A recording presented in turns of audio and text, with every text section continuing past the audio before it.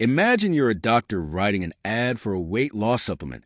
You know it works, but how do you convince your audience? Most medical professionals make one big mistake. They list the features instead of focusing on the benefits. Instead of saying, our supplement contains L-carnitine and omega-3s, say, burn stubborn belly fat faster and feel more energetic every day.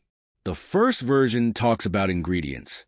The second one speaks directly to what the patient wants, fat loss and energy. That's the secret of benefit-driven copywriting. But there's more. Patients don't just want results. They want trust. Instead of just making claims, add proof. Weak copy.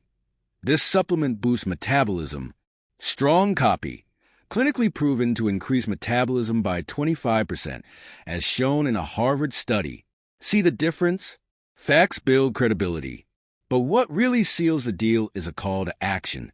Instead of, try it today, say, order now. Limited stock available. Your health deserves the best. So, remember, benefits first, proof second, action last. That's how you write medical copy that not only informs but also sells.